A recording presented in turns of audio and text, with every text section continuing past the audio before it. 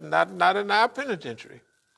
It was not only in the South, but they had it more. You just be in the penitentiary up north, but definitely in the South, down this way, and out that way, they believed in work. You know, and so that's what they still had in their mind. You sentenced to 1 year at hard labor, and if you do your hard labor, you'll get 2 months off, 3 months, or something like that. 8 months you'll wind up doing if you do hard labor. But anyway, muscle memory. Muscle memory is if it takes you, let's say, 4 years to get really sculptured body that you like. If you go out on the street and start drinking wine, shooting dope, and you get all poorly like, and you go back to jail, eating those regular, that used to be not good food, but it wasn't bad like they got it now. They had regular kitchens and stuff like that. Anyway, if it took you 4 years or something to get that nice sculptured body, and then you went out on the street and ruined it, which 90% of the people did, 95, you could get back there in, let's say, 4 months. When you went back to the joint, you got back in little or no time. I'm sure you're very familiar with that concept of muscle memory, because if you get out of shape, if you've been running so many miles, you've been running 10 miles, okay, you get busy, and you can get back to that 10-mile run almost in a month's time. Yeah, you could. If you really needed to, you could get back there in a month's time, from standing flat-footed, just get back to your routine. Let's say it took you years to get to run 10 miles and you get back there in a little while. That's muscle memory. Your muscles have memory. You know what I mean? Your body has a memory, and if we really learned it well, because a lot of us went to jail. Now, everybody in California, the kids wanted to go. That's when they had weights in prison. They took the weights out because 25 years ago, because they thought it's like a country club. I don't know if you remember. They took all the weights out of the penitentiary because all the rich people go into the gym. And they said, we're not having no gyms in the penitentiary where they can go and sculpture their body. Then they wanted to give you something to do. And so everybody, man, the people was big. Now, I don't want to change the subject, but the Negro, one thing I realized about the Negro, he worked mostly on his upper body. White boys worked on their whole body. The first weightlifting contest we had when I was in the joint, they had powerlifting, and they had the other Olympic lifting, snatch, clean, and jerk, and what have you. Okay, so we did the powerlift thing. So the Negroes come out on the bench. Boy, they knocked the white boys out of the box. Then the other two lifts, deadlift and squat. The Negroes had these big, beautiful bodies up top, and when you saw them in the shower, you'd start crying because they had little bitty bony legs.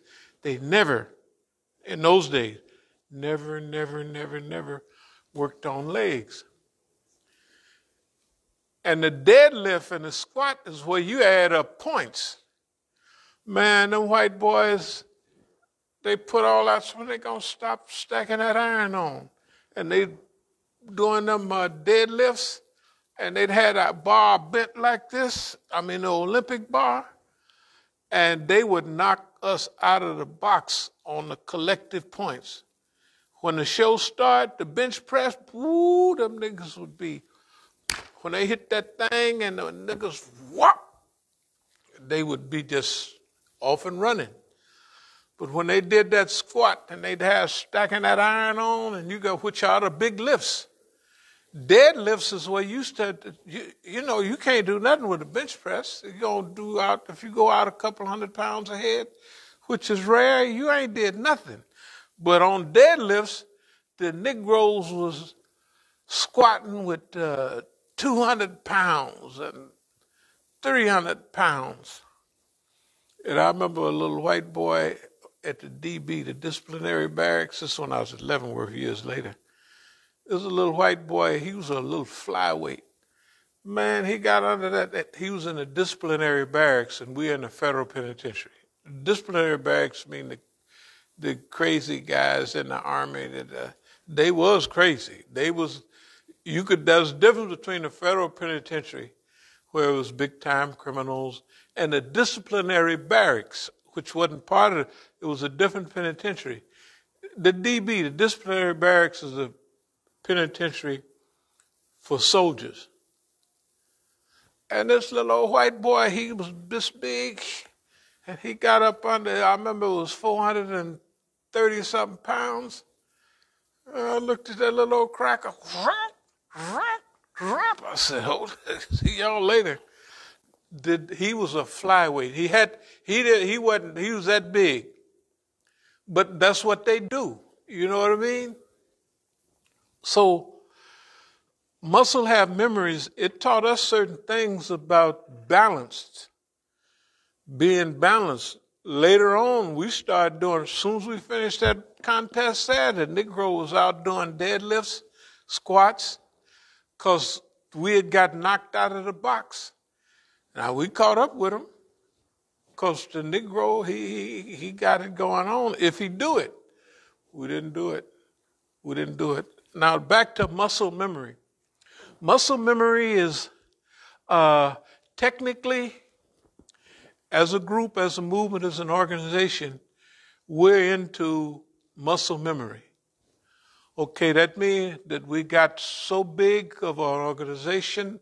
Okay, now, so if we had 10 Masjid now and we're down to 2 here and in Oakland, and Allah knows best what's going on out there. We go out there, we're going to do whatever it is to do. It ain't no problem. But as we rejuvenate here, we will be back to where we was within a year's time. All of this stuff that's falling down, everything like that. Muscle memory, movement memory. See, we did it on purpose. We remember muscle memory, just like we remember movement memory. This is not the first time. We went through this several times before in the movement, where we on a roll, then we cool back. And each time we know where we are, and we know what we're doing. When the brother was living at 4481, and he was in charge of security and making sure everybody was in shape, and everybody was telling me, man, you gotta do something about homeboy. I said, no, don't worry about it. The only thing he was in shape in, if he would ever lay down, his stomach would still be up like this. And he'd come out there, we'd be working out. Yeah, I'll be right back. Come on. He was in charge of security. And people was wondering, well, if he's in charge of security, why is he not coordinating all of this so we're secure? Because who cared about it? Everybody was the police. They can't secure. You can't secure yourself against the police unless the police is working right along with you. So we want to keep the police happy and their friends. What's his name used to ride the bicycle up around here and used to come in here and eat up all the food. All of the food. That was, what's the name, his best friend. And we knew what we was doing because we knew that stuff to us come from at UC Berkeley. It was a clown out there, in the plaza, and he stretched all the time. He had a mask on, leotards, and he did all that stuff. And so some of the brothers at UC Berkeley, it was Iranians. Now, whatever demonstration you have, he would be there doing all that stuff. And they say, in our study of psychology, either you get better when you have a problem or you get worse. He's been out there 10 years and he never changed. I said, that's right. He's the police. The best way to keep an eye on everybody on that Sproul Hall Plaza is have a clown out there. He's stretching, he's doing this, everybody get used to him. So everybody's sitting there talking about the business, he can hear them, and he's watching who's who. I bet you when he go in and they have all the camera work, he said, this is so-and-so, that's so-and-so, and it's normal. That's what they do. That's what the government does. They always have something. Okay, so we learn a lot of things. So why shouldn't they play games with us? Why shouldn't we make the head of security a known police officer? Just a known police officer. They want us to go to court with him. I said, we're not going to court.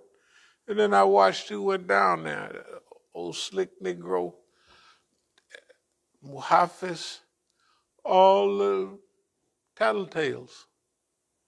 There's a picture in the news. I said, I'm not going down there, and it had us all in the paper. I said, that ain't none of our own, boy. Anyway, muscles have memory. Movement also has a memory. To be brief on what we're talking about is, right now, we have went through a process with the system.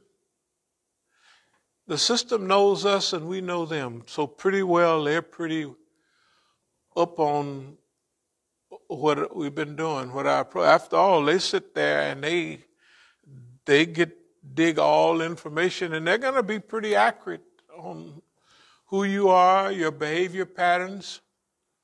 They're going to go over and they're going to say, and whatever you have done, you're going to mention some of that stuff, and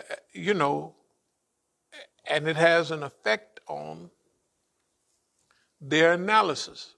So you know what to mention so they can pick up, Now remember, when you're in a close fight, there the guy is and there you are. You know what I mean? So it's a close fight. I mean, this is like, you can use a few tricks of the trade, but you're going to have to be a better puncher, better dodger. You're going to have the wind behind you sometime when you getting under and the blows that you miss, they're not going to miss you by 100 miles. They're going to go right by. Or you can be hit with a punch and you're fast enough and you go with the punch and come under and come back. You can remember when George Foreman, one of my best friends, brought him back as a trainer. He used to be middleweight. George was just too old and too slow to miss them punches. He could see it coming, but he couldn't get out of the way. It's too late. But he could put enough pressure on it. He did a good job. He'd come back at 47 or something like that. He didn't do bad at all. He didn't do bad at all. But still, he see the punch coming. Here it comes. And so finally, he just got on. He said, oh, no, I done did good. I got my brain still in shape. You know what I mean? I done did all right. He thanked his trainer, which is one of my best friends. He's a big dog dealer. Well, a dog, what they call it. We was all from Oakland. You know, George Foreman, he came by my house back in the 60s, late 60s. He was with my trainer then. But my trainer was not his trainer was not his trainer then. They was somewhere. Let's get back to the point. So, well, George went to Parks Air Force Base, Job Corps is where he started boxing in Job Corps. That's at Parks Air Force Base right near Oakland. You know, doing what they call that. They had a Job Corps. That's where he started boxing. And he got so good he went to the Olympics. Okay. Back to muscle memory and movement memory.